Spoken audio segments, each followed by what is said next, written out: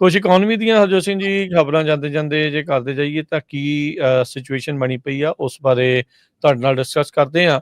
China ਦੇ ਨਾਲ ਸਮਝੌਤਾ ਹੋਣਾ, ਯੂਕੇ ਦੇ ਨਾਲ ਸਮਝੌਤਾ ਹੋਣਾ, ਅਚਨਚੇਤੇ ਜਦ ਰਿਸੈਸ਼ਨ ਦਾ ਡਰ ਜਿਹੜਾ ਉਹ ਸਤਾਰਿਆ ਹੋਵੇ ਤਾਂ ਲੋਕਾਂ ਨੂੰ ਥੋੜੀ ਜਿਹੜੀ ਉਹ ਰਾਹਤ ਮਿਲੀ ਆ। ਸਟਾਕਸ ਨੇ ਵੀ ਜਿਹੜਾ ਇਸ ਦੇ ਵਿੱਚ ਆਪਾਂ ਦੇਖਿਆ ਵੀ ਕਮਬੈਕ ਜਿਹੜਾ ਉਹ ਕੀਤਾ ਸੀਗਾ ਪਿਛਲੇ ਦਿਨਾਂ ਦੇ ਵਿੱਚ।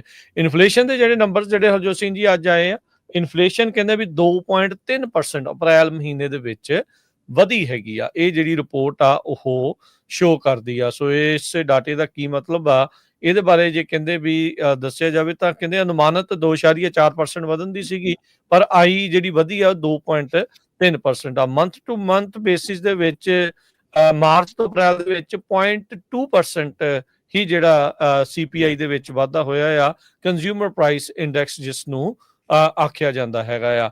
ਸੋ ਪਹਿਲੀ ਵਾਰ NPR ਅੱਜ ਰਿਪੋਰਟ ਕਰ ਰਿਹਾ ਵੀ ਪਹਿਲੀ ਵਾਰ ਬਹੁਤ ਸਮੇਂ ਦੇ ਵਿੱਚ ਅਮਰੀਕਾ ਦੇ ਵਿੱਚ ਜਿਹੜੇ ਐਗ ਦੇ ਪ੍ਰਾਈਸਿਸ ਆ, ਰੀਟੇਲ ਪ੍ਰਾਈਸਿਸ ਆ, ਉਹ ਕਈ ਮਹੀਨਿਆਂ ਬਾਅਦ ਉਹ ਘਟੇ ਹੈਗੇ ਨੇ, ਜਦ ਰਿਕਾਰਡ ਹਾਈ ਜਿਹੜੇ ਲਗਾਤਾਰ ਚੱਲ ਰਹੇ ਸੀਗੇ। ਸੋ ਐਵਰੇਜ ਪ੍ਰਾਈਸ ਜਿਹੜੇ ਦਰਜਨ ਆਂਡਿਆਂ ਦਾ ਆ ਉਹ ਇੱਕ ਟਾਈਮ ਦੇ ਉੱਤੇ $6.25 ਤੱਕ ਮਾਰਚ ਪਹੁੰਚ ਗਿਆ ਸੀ। ਇਹ ਹੁਣ $5.12 ਦੇ ਉੱਤੇ ਆਇਆ ਆ। ਇਹ ਜਿਹੜੇ BLS ਜਿਹੜੇ ਆ, bureau of labour statistics US ਦੇ ਆ, ਉਹਨਾਂ ਨੇ ਇਹ ਦੱਸਿਆ, ਕਹਿੰਦੇ ਵੀ ਮੰਥ ਟੂ ਮੰਥ ਜਿਹੜਾ ਇਹ ਪ੍ਰਾਈਸ ਡਿੱਗਣਾ ਆ ਇਹ ਅਕਤੂਬਰ 2024 ਤੋਂ ਬਾਅਦ ਚ ਪਹਿਲੀ ਵਾਰ ਹੋਇਆ ਆ। ਓਵਰਆਲ ਕਹਿੰਦੇ ਵੀ ਆਂਡਿਆਂ ਦੀ ਜਿਹੜੀ ਕੀਮਤ ਸੀਗੀ ਇਹ 12.7% ਜਿਹੜੀ ਉਹ ਵਧੀ ਆ। ਇਹ ਫਾਸਟੈਸਟ ਡਿਕਲਾਈਨ ਆ, ਸਭ ਤੋਂ ਜ਼ਿਆਦਾ ਡਿਕਲਾਈਨ ਆ ਮਾਰਚ 1984 ਤੋਂ ਬਾਅਦ ਦੇ ਵਿੱਚ। ਸੋ ਇਹ ਇੱਕ ਲੋਕਾਂ ਦੇ ਲਈ ਥੋੜੀ ਜੀ ਜਿਹੜੀ ਰਾਹਤ ਵਾਲੀ ਜਿਹੜੀ ਖਬਰ ਆ ਉਹ ਓਵਰਆਲ ਆਈ ਆ।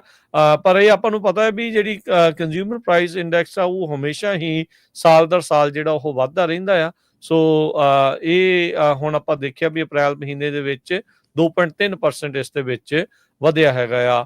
ਹਾਊਸਿੰਗ ਜਿਹੜੇ ਪ੍ਰਾਈਸ ਆ ਕਹਿੰਦੇ ਵੀ ਉਸ ਨੇ ਪਿਛਲੇ ਮਹੀਨੇ ਦੇ ਵਿੱਚ ਇਨਫਲੇਸ਼ਨ ਦੇ ਉੱਤੇ ਜਿਹੜਾ ਇੱਕ ਵੱਡਾ ਅਸਰ ਪਾਇਆ ਆ। BLS ਦੇ ਜਿਹੜੇ ਆંકੜੇ ਆ ਉਹ ਦੱਸਦੇ ਆ એનર્ਜੀ ਪ੍ਰਾਈਸਿਸ ਜਿਨ੍ਹਾਂ ਵਿੱਚ ਤੇਲ ਦੀਆਂ ਤੇ ਬਿਜਲੀ ਦੀਆਂ, ਗੈਸ ਦੀਆਂ ਜਿਹੜੀਆਂ ਕੀਮਤਾਂ ਆ ਉਹ ਵੀ ਜਿਹੜੀਆਂ ਉਹ ਵਧੀਆਂ ਆ। ਕਹਿੰਦੇ ਵੀ ਉੱਦਾਂ ਓਵਰਆਲ ਗੈਸੋਲੀਨ ਪ੍ਰਾਈਸਿਸ ਆਪਾਂ ਨੂੰ ਪਤਾ ਵੀ ਕੱਚੇ ਤੇਲ ਦੀਆਂ ਕੀਮਤਾਂ ਲਗਾਤਾਰ ਘਟ ਰਹੀਆਂ ਆ, ਪਰ ਨੈਚੁਰਲ ਗੈਸ ਤੇ ਇਲੈਕਟ੍ਰਿਸਿਟੀ ਦੇ ਕਾਸਟ ਵਧਣ ਕਰਕੇ ਇਹ ਓਵਰਆਲ એનર્ਜੀ ਦੇ ਪ੍ਰਾਈਸ ਦਾ ਜਿਹੜਾ ਟ੍ਰੈਂਡ ਆ ਉਹ ਉੱਤੇ ਨੂੰ ਗਿਆ ਆ। ਗਰੋਸਰੀ ਪ੍ਰਾਈਸਿਸ ਪਿਛਲੇ ਮਹੀਨੇ ਦੇ ਮੁਕਾਬਲੇ 0.1% ਡਿਕਲਾਈਨ ਹੋਏ ਆ, ਥੱਲੇ ਨੂੰ ਜਿਹੜਾ ਉਹ ਆਏ ਆ। ਜਿੱਦਾਂ ਆਂਡਿਆਂ ਦਾ ਦੱਸਿਆ ਵੀ 12.7% ਇਹ ਸਟੀਪੈਸਟ ਆ 1984 ਤੋਂ ਬਾਅਦ ਦੇ ਵਿੱਚ ਇੱਕ ਮਹੀਨੇ ਚ ਉਹਦੀਆਂ ਕੀਮਤਾਂ ਦਾ ਜਿਹੜਾ ਉਹ ਘਟਣਾ ਜਿਹੜਾ ਉਹ ਹੈਗਾ।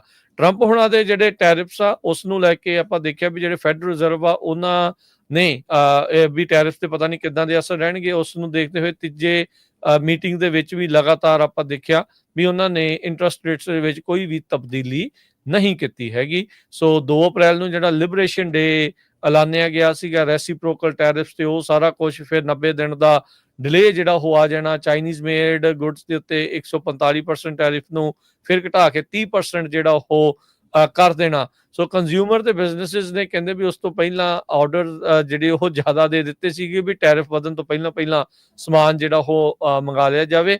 ਸੋ ਇਹਨਾਂ ਸਾਰੀਆਂ ਚੀਜ਼ਾਂ ਦੇ ਇਵੈਂਚੁਅਲੀ ਜਿਹੜੇ ਰਿਜ਼ਲਟ ਆ, ਨਤੀਜੇ ਆ, ਅਸਰ ਆ, ਉਹ ਆਪਾਂ ਨੂੰ ਕੁਝ ਆਉਂਦੇ ਹਫ਼ਤਿਆਂ ਤੇ ਮਹੀਨਿਆਂ ਦੇ ਵਿੱਚ ਪਤਾ ਜਿਹੜੇ ਓਵਰਆਲ ਲੱਗਣਗੇ। ਜੀ,